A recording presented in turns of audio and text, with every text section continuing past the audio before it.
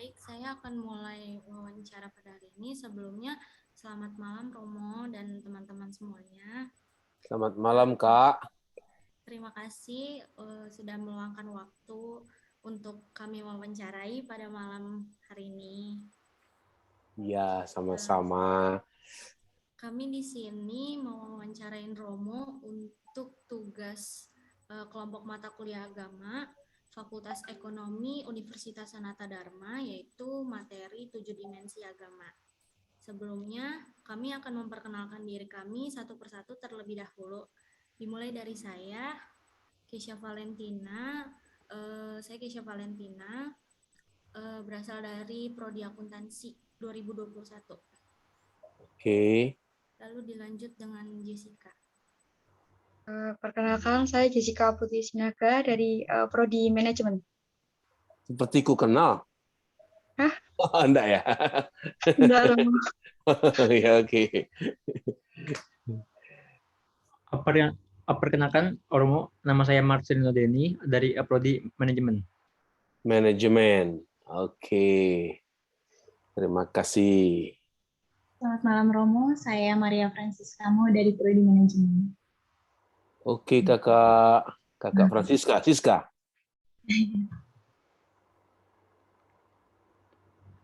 Lanjut. Kepada Bang Nando. Ini Dede belum masuk ya? Selamat malam Romo. Saya Selamat malam, Mas. Renando dari Prodi Manajemen. Wih, mantap nih. Suaranya berwibawa ya.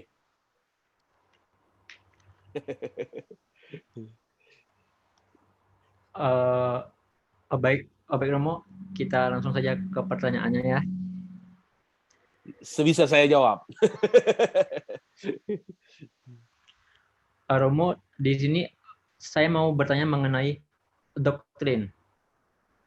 Di dalam iman Katolik itu ada yang namanya dosa asal.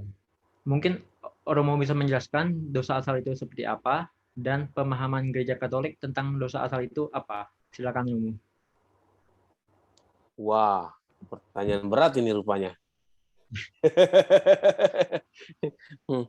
Baik, sebisa yang saya jawab, saya akan berikan pemahaman tentang dosa asal, gitu kan? Nah, waktu Allah menciptakan alam semesta dan menempatkan manusia di Taman Eden itu kan Allah tetap memberikan kebebasan kepada manusia untuk menggunakan akal budinya, untuk menggunakan hati nuraninya, dan bisa membedakan mana yang baik, mana yang benar. Itu kan awal penciptaan. Nah, mengapa jatuh ke dalam dosa itu adalah karena manusia atau gambaran manusia pertama itu Adam dan Hawa itu sudah diberitahu sama Tuhan Allah. Ini boleh kamu makan, ya. Yang ini tolong jangan ya, kan sudah diberitahu, gitu loh. Sudah diberi batasan, sudah diberi larangan, tetapi manusia pertama itu yang jatuh ke dalam dosa itu melanggar yang sudah diberikan atau ditentukan oleh Allah, itu kan. Nah, inilah awal mula doktrin atau ajaran tentang dosa asal, gitu kan. Jadi karena jatuhnya Adam dan Hawa ke dalam dosa itu mengakibatkan seperti diwariskan dosa itu, jadi diwariskan kepada generasi selanjutnya, gitu. Walaupun kita tidak berbuat, walaupun kita tidak melakukan, tetapi kita seperti mewarisi gitu, menerima warisan dari perbuatan atau pelanggaran yang dilakukan oleh Adam dan Hawa, gitu ya. Kalau mau kita katakan Adam dan Hawa itu sebagai manusia pertama, belum tentu juga benar. Tetapi itu adalah gambaran tentang manusia jatuh ke dalam dosa. Itu yang harus kita pahami. Nah, maka kalau mau kita lebih paham tentang dosa asal, dan doktrinnya, kita harus membuka Katekismus Gereja Katolik supaya kita tidak lari, supaya kita tidak menyimpang dari apa yang diajarkan. Dan di Katekismus Gereja Katolik itu pada nomor 404, disitulah penjelasan tentang dosa asal. Nah, teman-teman udah ada yang pernah baca belum? Tentang dosa asal. Buku saya lagi di sana pula. Saya mungkin bisa bacakan kalau saya ambil bukunya itu sebentar. Atau saya tampilkan slide saya tentang dosa asal kalau diizinkan. Kalau mau boleh sih, boleh. Boleh ya? Ini siapa yang bisa share screen dari saya bisa juga? Bisa. Bisa ya dari saya ya. Coba. Oh, ini dia. Baik, saya coba.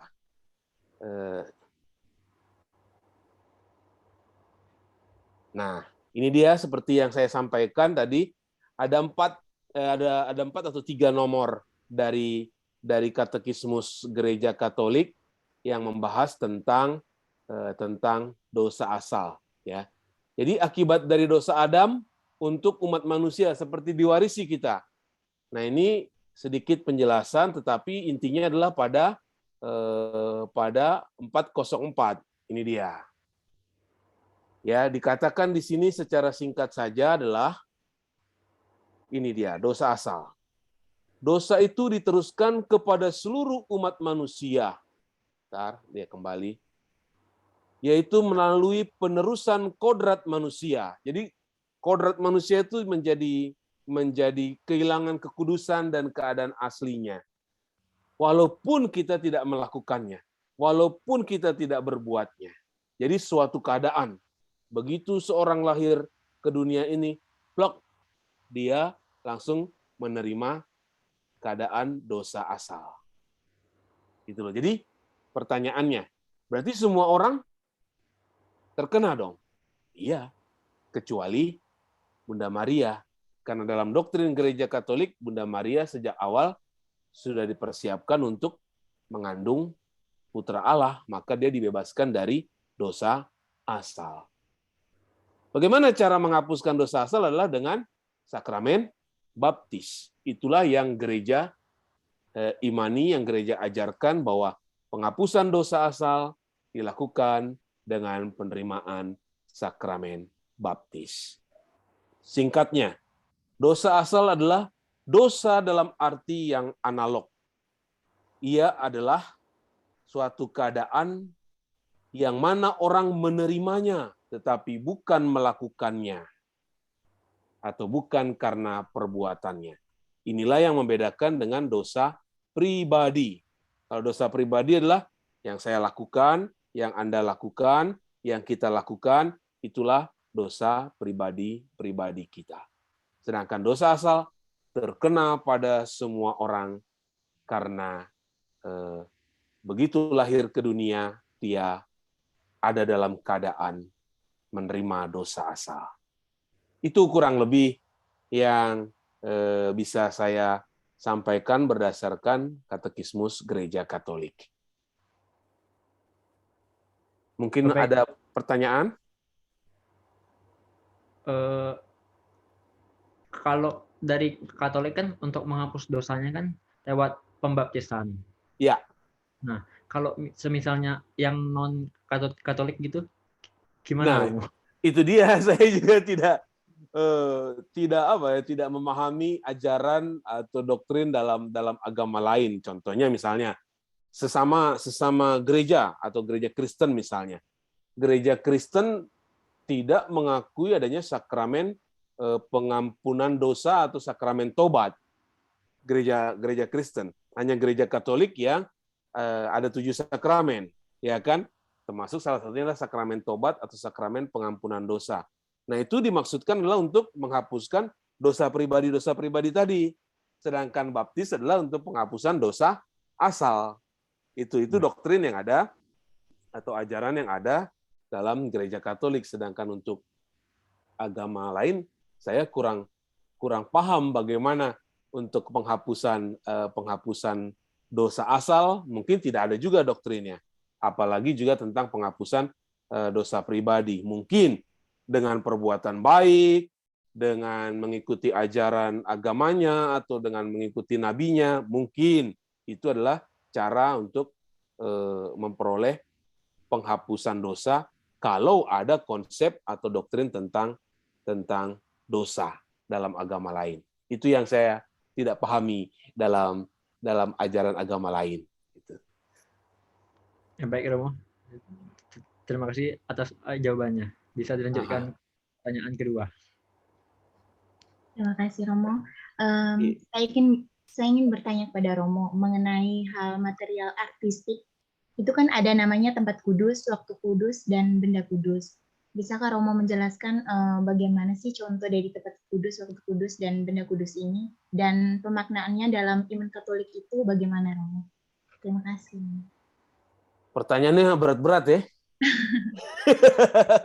Iya, pertanyaannya sungguh mendalam, sehingga harus membutuhkan membaca ulang lagi gitu, karena walaupun kita juga pernah belajar ya, tetap ada dengan kesibukan itu pasti ada saat-saat lupa atau saat blank gitu kan, harus membaca lagi gitu kan. Baik, coba saya pahami. Pertama tentang tempat kudus ya Kak ya. Ya kan? Tentang tempat kudus. Sebenarnya kalau gereja Katolik itu juga mengimani seluruh alam semesta ini adalah hal yang kudus, yang dikuduskan oleh Tuhan. Nah, kita harus memahami dulu apa sih artinya kudus. Kudus itu adalah dipisahkan dari hal-hal yang profan, dari hal-hal yang umum, sehingga dia dikhususkan gitu, dipisahkan gitu loh. Itu artinya kudus gitu loh. Pertama-tama, maka sakralitas tempat yang kudus itu berbeda dengan tempat yang umum, tempat yang profan, tempat yang bisa bisa menampung kegiatan-kegiatan pada umumnya. Maka itu dibedakan gitu, dikhususkan, dipisahkan. Itulah artinya tempat kudus gitu. Walaupun sebenarnya alam semesta ini juga bagi agama-agama itu juga ada yang dikuduskan, contohnya pohon rindang misalnya. Ya kan? Pohon beringin atau pohon apa yang usianya udah ratusan tahun. Itu bagi agama animisme pasti juga, atau kepercayaan animisme pasti juga diyakini itu tempat yang kudus. Ya kan? Kuil-kuil dan sebagainya. Nah, karena itu dipisahkan dari hal-hal yang profan, dari hal-hal yang umum. Nah, bagi kita, bagi gereja Katolik, tempat-tempat yang dikhususkan atau dikuduskan ya adalah tempat untuk berdoa, misalnya gereja, kapel baik kapel pribadi juga, tempat doa pribadi juga, atau yang umum. Tempat itu memang sudah disakralkan, dikuduskan dengan satu upacara dan doa yang khusus untuk penyembahan, khusus untuk ibadat dan sebagainya. Itulah yang dimaksud dengan tempat kudus, gitu ya. Sehingga perlakuan kita harus berbeda antara tempat kudus dengan tempat yang umum seperti itu. Nah, dalam tradisi gereja sendiri dulu di abad pertengahan, ketika terjadi pengejaran, misalnya terjadi pengejaran oleh tentara atau oleh penjajah, ketika seseorang itu masuk ke dalam gereja dan berpegang pada altar atau pada benda-benda kudus di dalam gereja itu, mereka tidak boleh disakiti, tidak boleh diambil paksa. Karena tempat itu menjadi tempat yang kudus dan tidak boleh diganggu oleh hal-hal yang tidak kudus. Itu kan, maka menjadi heran bagi saya ketika sekarang terjadi begitu banyak penyerangan, begitu banyak tindakan kekerasan yang terjadi di dalam rumah ibadat. Itu ya, padahal dulu tradisinya tidak boleh, tentara saja tidak boleh melakukan tindakan kekerasan di dalam tempat ibadat. Ya, seperti teman-teman mungkin tonton bulan lalu kali ya, seorang pastor muda di Vietnam dia memberikan sakramen pengakuan dosa, lalu dia ditikam oleh orang yang mengaku dosa kepadanya, lalu meninggal dia. Masih muda imam itu, gitu kan, sehingga tidak menghargai tempat kudus atau tempat suci agama tertentu atau agama yang dimaksud, seperti itu. Nah, bagi umat Muslim pun misalnya tempat kudus mereka ada tulisannya batas alas kaki, gitu kan, sehingga untuk ke sana orang tidak boleh menggunakan alas kaki. Maka itu tempat kudus, tempat yang disucikan, di mana orang mau berkomunikasi, mau berdialog dengan yang disembahnya, yaitu Tuhan atau Allah. Itu tempat kudus, Kak. Tempat ziarah untuk pengembangan iman umat, rumah-rumah ibadat, kapel-kapel, dan sebagainya, itu adalah yang dimasukkan dengan kategori tempat kudus. Tapi secara definisi, tempat yang dipisahkan, disakralkan, dikhususkan dari hal-hal yang profan, yang umum, yang mungkin juga yang sangat duniawi, seperti itu. Itu tempat kudus, Kak? Iya. Iya. Lalu waktu kudus, ya kan? Ini juga gimana lah ya?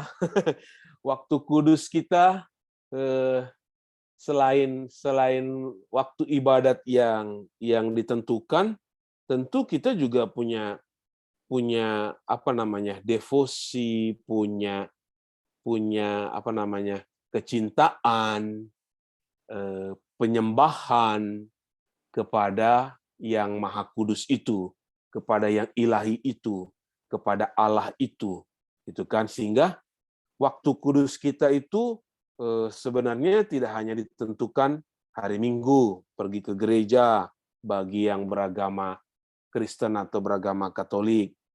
Tidak dibatasi hanya hari Minggu, tapi setiap hari kita juga harus punya waktu kudus. Contohnya, saudara-saudara kita yang agama Muslim itu mereka punya 5 waktu kudus, waktu doa, ya kan, yang juga harus bisa kita tiru, bisa kita pergunakan waktu kita dengan hal-hal yang kudus, sehingga setiap hari, setiap waktu bisa kita khususkan sebagai waktu kudus untuk bersama dengan Tuhan dalam doa, dalam ibadat kita bersama yang Maha Kudus itu.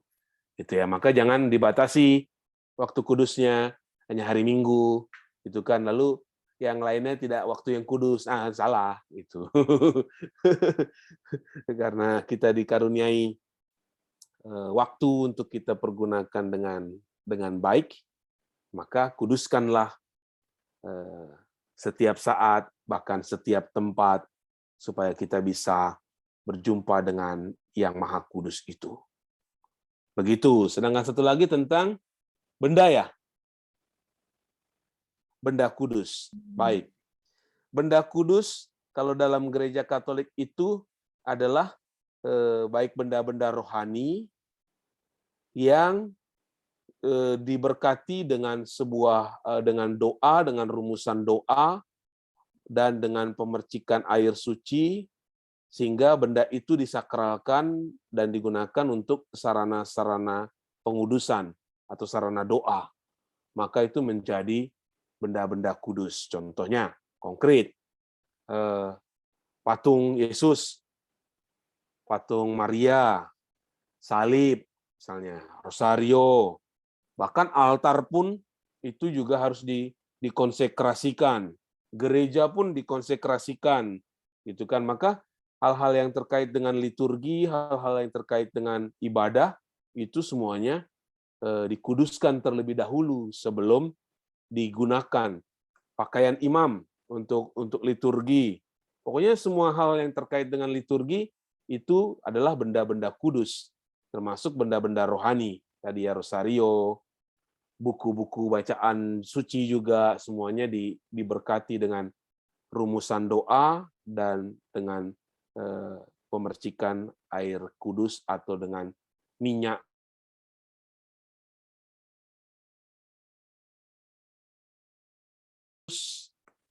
gitu, tidak sembarangan. Dan benda kudus itu bukan jimat ya. Benda kudus kalau aku pakai itu, aku kantongin itu, aman aku. Jauh dari bahaya atau jauh dari gangguan kejahatan yang tak tampak misalnya gitu, energi yang tak tampak. Tidak. Doa yang penting.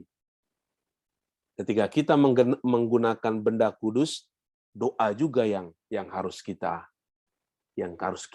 lakukan seperti itu. Apa fungsinya rosario? Ya untuk sarana doa. Apa fungsinya salib? Untuk sarana doa kita memandang Kristus yang tersalib, yang menderita, yang menyelamatkan kita. Maka benda-benda rohani atau benda kudus itu adalah untuk mengantar orang berdoa, bukan menjadi jimat atau kekuatan yang diandalkan. Itu yang harus dimengerti atau dipahami. Seperti itu, Kak. Baik, Romo. Masih ada butuh penjelasan? Jadi untuk pemaknaannya udah dijelaskan tadi ya, Romo? Ya. Jadi secara umum ya, namanya kudus itu dikhususkan, dipisahkan, disucikan dari yang profan atau dari yang umum. Itu artinya dari kudus tadi gitu. Baik, Romo. Terima kasih banyak, Romo, untuk jawaban. Baik. Baik, Romo. Selanjutnya saya ingin menanyakan tentang keterkaitan gereja dengan institusi. Jadi menurut Romo, apa peran gereja dalam kelembagaan sosial dan contohnya? Dan menurut Romo, apakah makna pembentukan kelembagaan itu sendiri? Gitu, Romo. Baik, supaya lebih jelas, saya mau bertanya dulu, apa kelembagaan sosial yang dimaksud misalnya itu?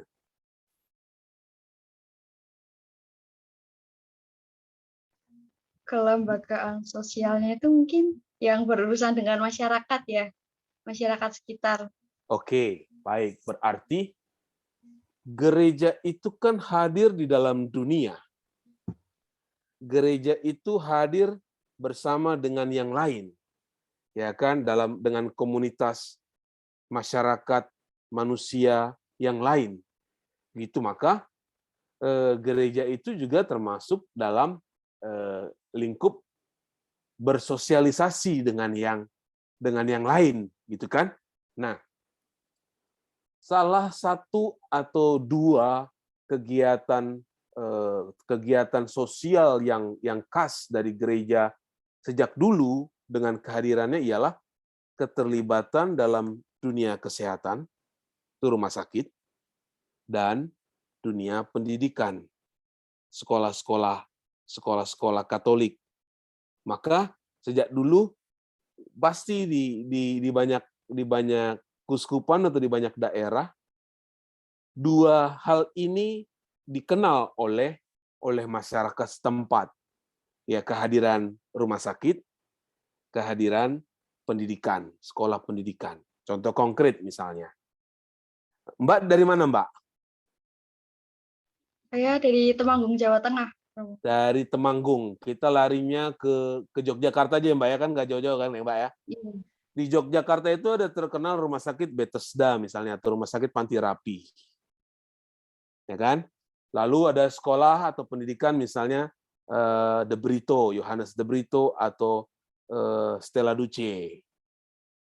Nah, jadi untuk keterlibatan dalam kehidupan sosial atau kelembagaan sosial, gereja itu juga ambil bagian gitu dalam kesejahteraan sosial, kesehatan, pendidikan, kan itu kehidupan sosial di masyarakat kita. Maka gereja harus hadir. Gereja harus menjadi garam dengan dunia di mana gereja itu ada. Kita bukan satu entitas yang tertutup, yang terpisah dari masyarakat di mana kita berada. tapi gereja harus membaur, gereja harus hadir, bahkan gereja harus menjadi berkat dalam kehidupan sosial, gitu loh. Mungkin juga dengan ormas-ormas dalam gereja. Ada WKRI, ada Pemuda Katolik, ada PMKRI. Itu juga terkait hal dengan kehidupan sosial gitu. Itu bagi ormas yang keluar dari lingkup gereja kepada masyarakat, kepada khalayak luar, bukan ke internal atau ke dalam. Itu pewartaan keluar dari gereja kepada masyarakat atau kehidupan sosial di luar gereja. Itu bentuk-bentuk kehadiran atau partisipasi gereja dalam kelembagaan sosial bagi masyarakat di sekitar gereja. Begitu, Mbak.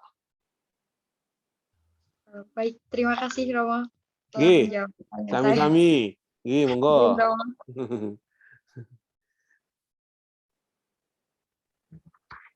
Baik Romo, selanjutnya saya akan bertanya mengenai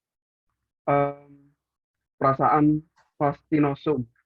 Maaf kalau pelafalan saya kurang benar, atau kekaguman atau kegembiraan, dan perasaan tremendum atau kegentaran. Bisakah Romo menjelaskan contoh dari hal tersebut dan apa yang menjadi alasan atau pemaknaannya itu seperti apa? Seperti itu, Romo. Terima kasih. Baik. Kalau untuk menjelaskan ini, Injil kemarin dalam perayaan dalam liturgi Gereja Katolik itu menjelaskan tentang pengalaman atau mysterium tremendum et fascinosum. Injil kemarin itu tentang Yesus yang mengajak Petrus, Yohanes dan Yakobus naik ke sebuah gunung. Di sana Yesus berubah rupa. Wajahnya berubah rupa, lalu pakaiannya berkilau-kilauan. Nah, disitulah terjadi peristiwa bagaimana Petrus dan kedua kawannya itu Yohanes dan Yakobus itu mengalami ketakutan. Perjumpaan dengan Allah itu yang Maha Agung itu menjadikan kita kecil. Menjadikan kita itu orang berdosa. Menjadikan kita itu tak layak. Bahkan dalam perjanjian lama, ya kan, yang bisa berjumpa dengan Allah dia akan tetap bertahan hidup. Misalnya Musa. Tetapi yang tidak tahan itu adalah yang mati. Menatap yang Maha Kudus. Mati dia. Sehingga pengalaman atau misterium yang tremendum itu, yang menakutkan itu kita jumpai dalam kekecilan kita sebagai makhluk ciptaan di hadapan Allah yang maha luar biasa, yang maha besar. Ya kan, lalu jadi kita tidak berani menatap kemahakuasaan Allah itu. Kita hanya bisa menunduk, kita hanya bisa gemetar, kita hanya bisa mengalami kegentaran, itu karena yang maha itu sungguh luar biasa dan kita tidak sanggup untuk berhadapan. Itu dialami oleh para murid Yesus ketika mereka diajak berdoa ke atas sebuah bukit atau sebuah gunung. Gitu ya. Hal yang misteri itu selalu memunculkan kegentaran dalam hati kita, gitu ya. Karena saking atau misteriusnya itu atau misterinya itu gitu membuat kita tak berdaya. Sebaliknya, Petrus juga mengalami suatu keadaan yang fascinosum, yang menggetarkan gitu. Tadi kan menggentarkan, sekarang yang menggetarkan kalbu, gitu kan. Apa contohnya misalnya? Saya pernah naik mendaki gunung di tempatnya si Mbak tadi yang dari Temanggung itu arah ke Gunung Sumbing, Gunung Sindoro. Nah, naiklah di atas gunung. Nah, ketika saya menatap ke langit, wah, luar biasa ciptaan Tuhan. Itu kan, ketika saya melihat ke bawah, wah, lampu-lampu indah semuanya. Ketika saya melihat manusia ciptaan Tuhan, juga saya menemukan suatu keadaan yang mengagumi si pencipta yang menciptakan semuanya ini.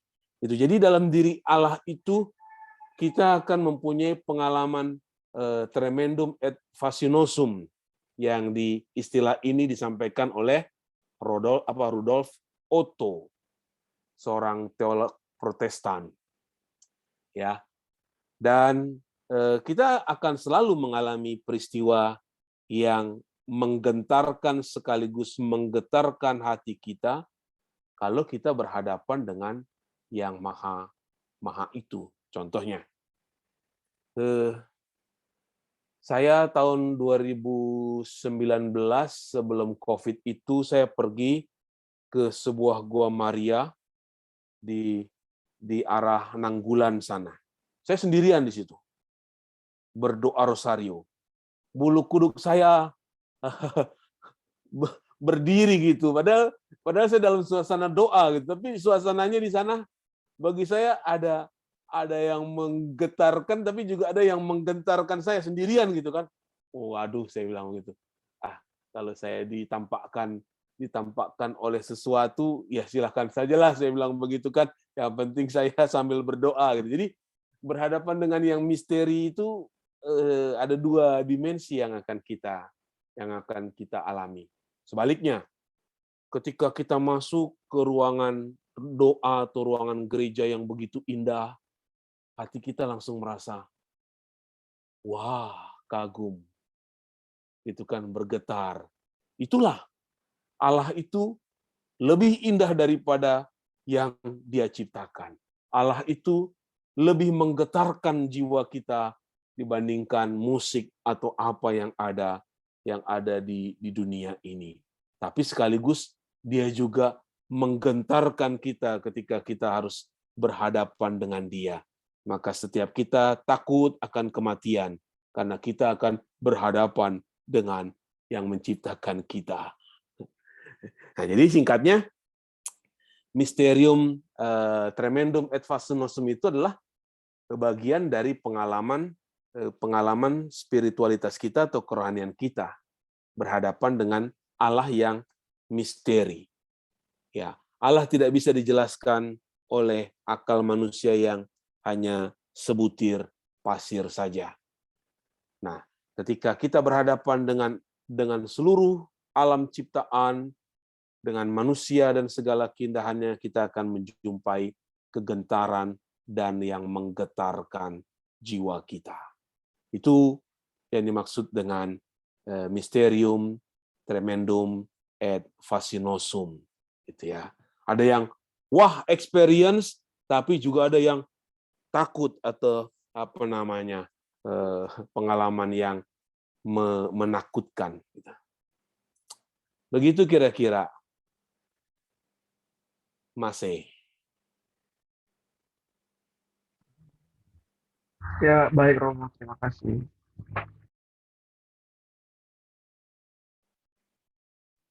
Selanjutnya pertanyaan dari saya, Romo. Dari Mbak siapa ya? Kesya. Oh, Mbak Kesya, monggo Mbak. Iya, Romo. Saya mau tanya tentang kisah naratif. Jadi, simbol dari Kristen itu kan salib. Nah, kenapa di dalam Katolik itu salibnya itu mempunyai korpus ya? Nah, makna dari korpus itu apa, Romo? Terima kasih, Romo. Baik, sederhana. Korpus itu artinya tubuh. Ya kan? Mens sana in corpore sano. Tahu kan itu kan? di dalam tubuh yang sehat terdapat jiwa yang sehat juga atau jiwa yang kuat juga. Dengan maka korpus adalah tubuh. Ada tubuh, ada ini Yesus Yesus yang disalibkan pada salib. Mungkin harus saya berikan contohnya. Ada salib saya. Misalnya ini. Ya kan? Di sini ada nampak tidak korpus Yesusnya kan? Ya. Begitu. Jadi dalam gereja Katolik, mengapa di salib itu ada tubuh Yesus? Itu mau menyatakan bahwa itu salib Tuhan, salib Yesus. Sedangkan salib kita masing-masing adalah salib pribadi kita. Itulah yang kita pikul setiap hari. Mengapa ini menjadi ada tubuh Yesusnya? Karena kita selalu diingatkan bahwa lewat salib Kristus kita diselamatkan, kita ditebus. Kita dibebaskan dari dosa kita, maka dia tidak terlepas dari ketiadaan tubuh atau korpus yang disalib ini, karena akan selalu mengingatkan kita bahwa itu adalah salib Tuhan kita Yesus Kristus. Seperti himne dari Santo Paulus kan, kita harus bangga akan salib Tuhan kita Yesus Kristus.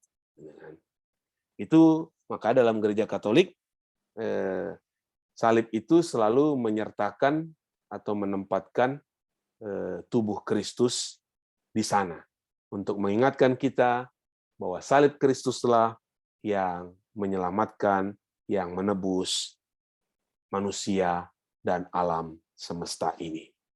Itu sih sederhana kalau mengapa ada korpusnya di situ. Kalau tidak ada korpusnya kan menjadi pertanyaan, itu salib siapa? Iya kan? Salib siapa itu? Tidak ada identitasnya gitu kan. Nah, seperti itu kalau tidak ada korpusnya gitu. Begitu Kak Kesya. Romo, maaf saya mau tanya lagi deh. Iya. Kalau misalkan di Katolik kan ada korpusnya, nah terus di Kristen itu kenapa dia nggak ada korpusnya? Saya tidak berani tidak berani berspekulasi gitu ya. Mungkin gitu kan. Karena Kristusnya sudah bangkit, Kristusnya sudah menang, sudah jaya, maka tidak perlu lagi atau tidak diapakan lagi, tidak dicantumkan lagi di salib itu tubuh Kristus mungkin pertama. Karena ada dua makna sih dari perjalanan salib itu. Sejak gereja perdana, berarti setelah Yesus wafat dan para murid sampai dengan sampai dengan abad ke-10, orang juga tidak mau merefleksikan tentang salib yang penuh dengan penderitaan. Tak mau.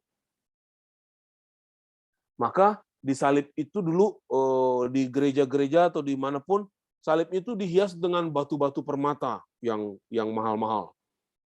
Batu rubi kah? Atau berlian kah? Karena orang tidak mau merefleksikan tentang penderitaan Tuhan, kematian Tuhan, kekalahan Tuhan. Tidak mau. Itu awal-awal. Orang maunya merefleksikan kejayaan, kebangkitan, kemenangan. Nah, itu yang direfleksikan. Tapi setelah abad ke-11 sampai dengan sekarang, justru orang juga harus merefleksikan penderitaan atau kesengsaraan Tuhan. Karena kemuliaan Tuhan hanya bisa diperoleh dengan sengsara dan kematiannya dia di kayu salib. Dia tidak akan bisa memperoleh kemuliaan itu kalau tidak mengalami kematian di salib itu. Nah, jadi ada dua bentuk devosi atau dua bentuk teologi tentang salib. Salib yang indah, the beauty of the cross, ya kan, yang dimana orang agak enggan merefleksikan tentang penderitaan atau kematian Kristus, tapi di sisi lain tidak, kita harus merefleksikan juga tentang kematian atau penderitaannya untuk bisa sampai kepada kemuliaannya.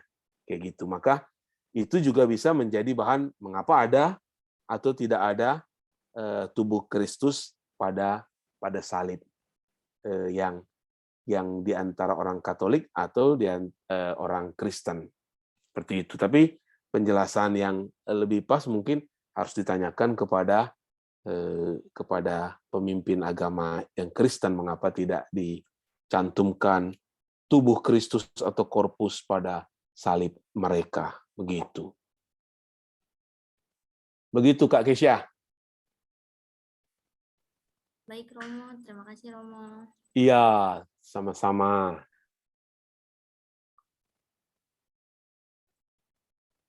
Sudah selesai? Masih ada 2 pertanyaan lagi Romo. Wih, banyak juga ya.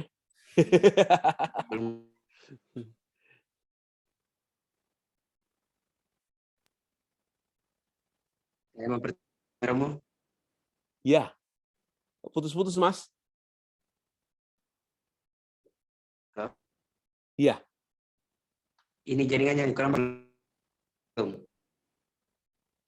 Jaringannya kurang bagus. Iya.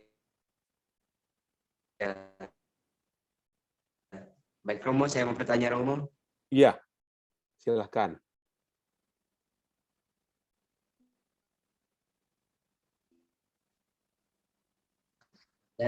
Dalam perayaan hari raya besar, perayaan eklesia digunakan namanya pendupan. Makna dari itu apa Romo? Oh, tentang pemakaian dupa ya, pedupaan. Pendupaan. Baik. Iya Romo. Nah, yang perlu saya sampaikan pertama, banyak hal dalam tradisi keagamaan sebelum lahirnya gereja Katolik itu juga digunakan dalam upacara-upacara gereja Katolik. Tetapi kemudian diberi makna teologis, diberi makna secara kekatolikan. Contoh misalnya, selain pedupaan tadi, gereja juga ada menggunakan minyak pengurapan. Itu di banyak tradisi atau di banyak kegiatan, minyak itu juga memang digunakan untuk kesehatan. Misalnya orang yang mau bertarung bergulat, dia akan mengolesi tubuhnya dengan minyak karena dia tahu bahwa dalam minyak itu ada zat yang menguatkan dia atau yang menumbuhkan kesehatan. Maka gereja juga menggunakan hal yang sudah pernah dipakai dalam kebiasaan-kebiasaan lain, tetapi dimaknai secara teologis menurut ajaran gereja Katolik. Itu minyak. Nah, tadi pertanyaannya adalah terkait dengan dupa. Ya kan? Dupa juga banyak kita jumpai dalam ibadat-ibadat keagamaan lain, atau mungkin juga animisme, dinamisme, aliran kepercayaan. Itu sehingga pemakaian dupa itu tampaknya universal juga ya, agak meluas gitu. Contohnya dalam tradisi orang Tionghoa pun kalau berdoa menggunakan hio, gitu kan? Itu kan juga bentuk dupa yang sudah dijadikan stick atau apa namanya, batang atau tongkat gitu kan. Kalau kita kan dupanya dalam bentuk bubuk atau serbuk gitu kan, yang sudah dihaluskan gitu loh. Sehingga itu melambangkan apa sebenarnya dan mengapa hanya hari-hari besar atau hari raya yang digunakan penggunaan dupa itu. Baik. Penjelasan pertama, sebenarnya setiap hari Minggu pun bisa menggunakan dupa, pedupaan. Karena hari Minggu itu adalah hari raya, hari Paskah, peringatan Paskah, kebangkitan Tuhan. Maka sebenarnya bisa juga menggunakan pedupaan. Tetapi supaya tidak menjadi wajar atau menjadi umum kalau setiap minggu digunakan, maka pada hari-hari besar itu pedupaan juga akhirnya digunakan untuk menyatakan, membedakan dengan yang biasa atau yang umum. Sehingga pada hari raya digunakanlah pedupaan. Maknanya apa? Dupa itu harum. Dupa itu wangi, ya kan? Ini menyangkut juga cita rasa liturgi atau cita rasa hidup kerohanian manusia itu melibatkan seluruh diri. Penglihatan, pendengaran, sentuhan, penciuman. Pokoknya seluruh indera itu dalam liturgi itu harus dilibatkan, itu harus dihadirkan di situ dalam kesadaran. Maka dengan penggunaan dupa itu juga indera penciuman kita itu dilibatkan. Itu yang pertama. Yang kedua, asap dupa itu kan membubung ke atas, ke langit, ke udara. Itu juga menjadi simbol bahwa keharuman doa kita itu juga harusnya mengarah, memuliakan, melambung ke arah Sang Pencipta kita. Nah, maka itu sangat simbolis, penggunaan dupa itu sangat simbolis. Doa-doa kita haruslah membubung harum ke hadapan Tuhan, ke hadapan Sang Pencipta. Nah, itulah yang disimbolkan dengan penggunaan pedupaan. Ya, maka singkatnya pemakaian dupa itu satu pada hari besar atau hari raya atau hari Minggu, karena itu tingkatannya sama. Yang kedua, pemaknaan dari penggunaan dupa itu adalah melambangkan atau menyimbolkan doa-doa kita yang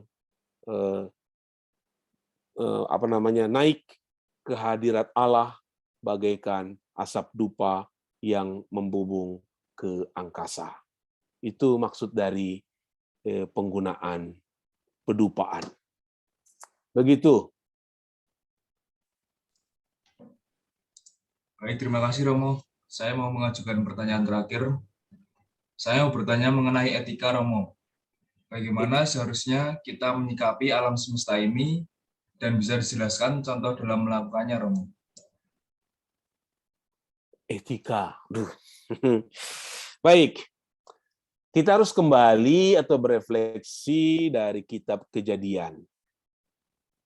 Ketika Allah menciptakan alam semesta dan seluruh isinya. Ya kan? Allah menguduskan ciptaannya. Allah memberkati ciptaannya. Dan Allah mengatakan dalam Kejadian bab 1 ayat 31, sungguh amat baik. Ya, maka alam ini dan seluruh ciptaannya di dalamnya itu adalah sungguh amat baik. Maka bagaimana etika kita merawati alam adalah menjadikannya tetap baik, tidak merusak, sebagaimana perintah Allah. Kuasailah, tapi jangan dimengerti sebagai mengeksplorasi, menghabiskan, merusakkan, bukan itu maksudnya. Tetapi kuasailah itu adalah kamu memanfaatkan, tapi juga kamu harus merawatinya. Gitu loh, ada satu tanggung jawab moral. Kita mengambil dari alam, kita juga harus merawati kembali yang kita ambil dari alam.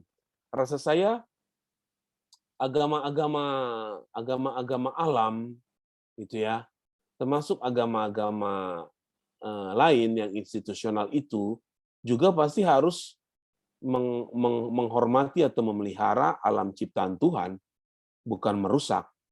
Gitu. Karena dari ibu bumi kita memperoleh sumber hidup kita. Maka kalau kita menghancurkan sumber hidup kita, artinya kita membunuh diri kita sendiri, membunuh kehidupan kita sendiri. Maka gereja selalu punya concern terhadap lingkungan hidup. Gereja selalu punya perhatian kepada alam semesta ini.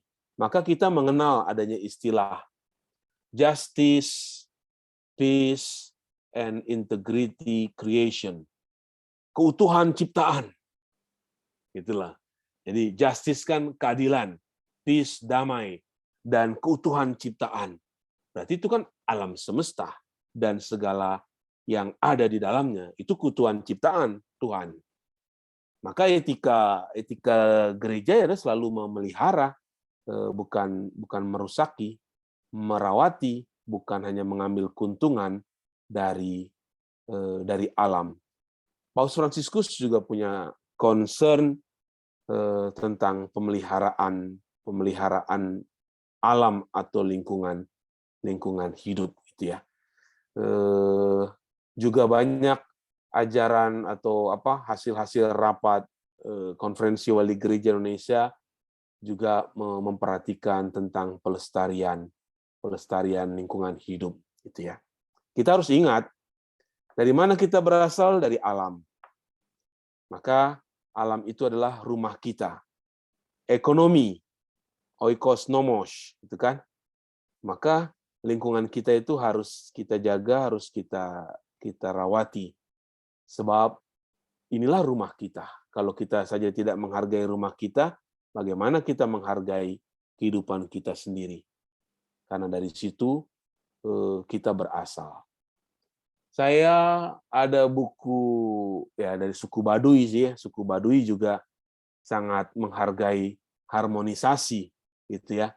Yin yang, keseimbangan gitu kan. Maka etika gereja juga harus memelihara keutuhan ciptaan. Itu bukan mengambil, bukan menghabiskan, tetapi memelihara, merawati sehingga menjadi rumah kita sendiri. Itu lagunya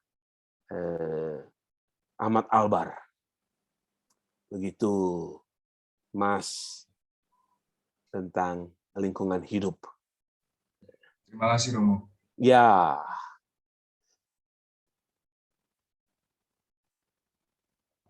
Ada lagi? Tampaknya pertanyaan dari kami semua udah selesai semua, Romo.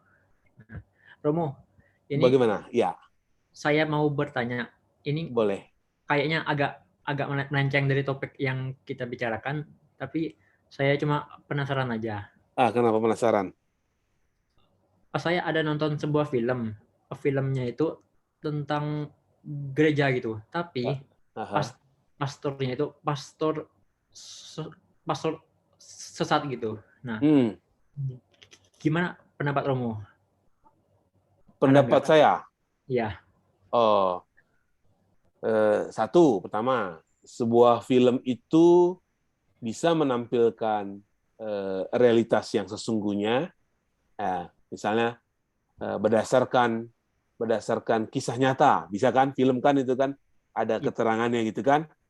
Yang kedua, bisa juga fiktif atau rekayasa atau kreasi seni gitu kan. Menurut saya, dan harus kita juga jujur kepada peristiwa yang pernah terjadi dalam sejarah gereja, ada pastor, ada pemimpin gereja yang juga memang jatuh kepada ketersesatan. Itu tidak bisa dipungkiri. Itulah kesalahan langkah atau tidak mengikuti ajaran yang resmi atau yang yang baik dari ajaran gereja juga ada. Gitu. Maka tidak menutup kemungkinan bahwa pribadi-pribadi sebagai pribadi ya bisa jatuh ke dalam ketersesatan, bisa jatuh ke dalam kesalahan. Itu tidak bisa dipungkiri. Itu kan karena sejarah itu tercatat, sejarah itu ada kebenarannya dan tidak dapat disangkal atau dipungkiri.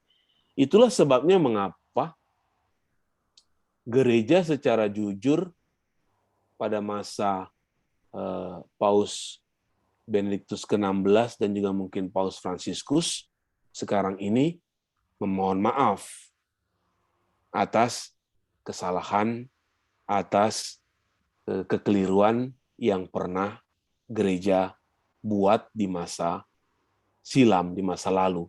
Itu satu keberanian mengakui yang pernah salah dibuat. Kan satu kejujuran bahwa ada tindakan ketersesatan atau kekeliruan yang dilakukan oleh pribadi pemimpin gereja sendiri.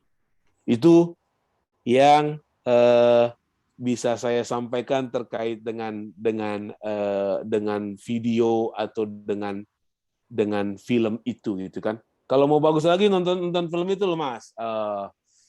Michelangelo, judulnya Michelangelo, bagaimana dia dipaksa oleh Paus untuk melukis langit-langit Kapel Sistine di Roma itu. Nah, itu banyak sekali hal-hal yang keliru, yang salah yang pernah dilakukan oleh pemimpin gereja sendiri. Gitu loh.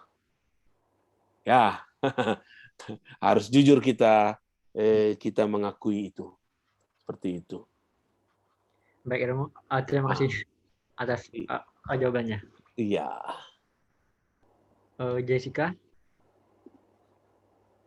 Kak Keisha ini kayak senyum-senyum aja nih Kak Keisha nih. Masih. Masih ada bertanya lagi?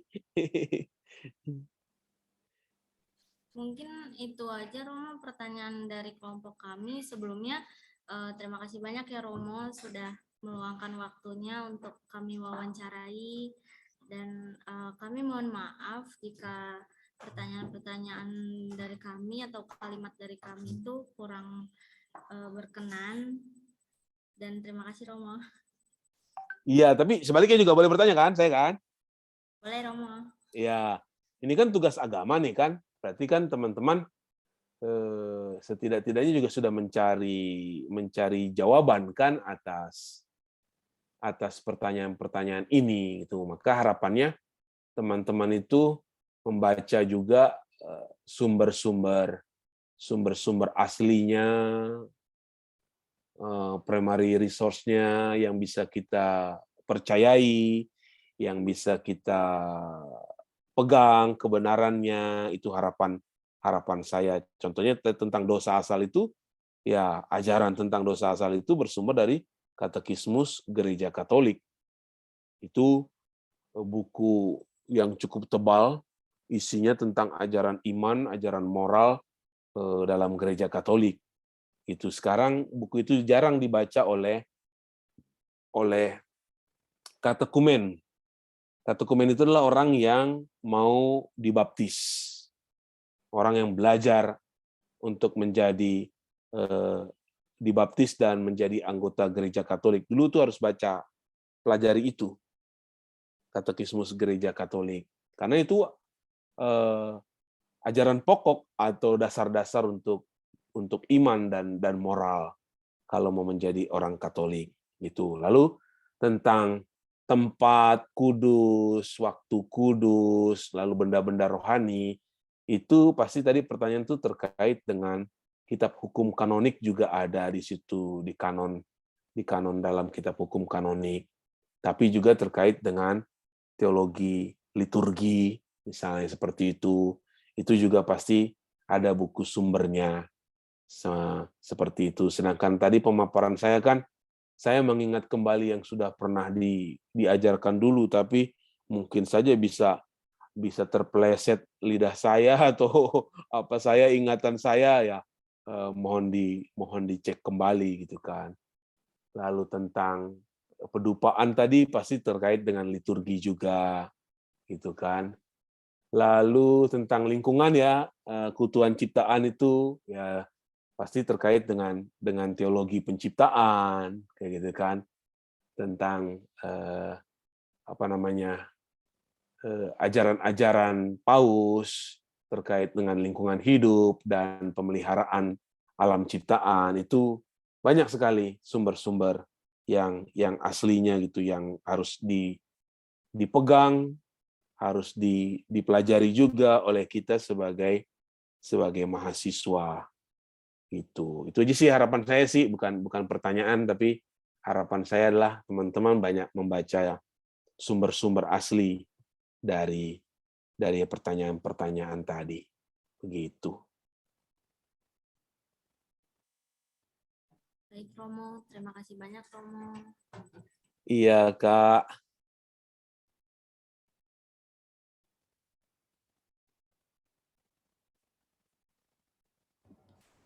Bagas, bisa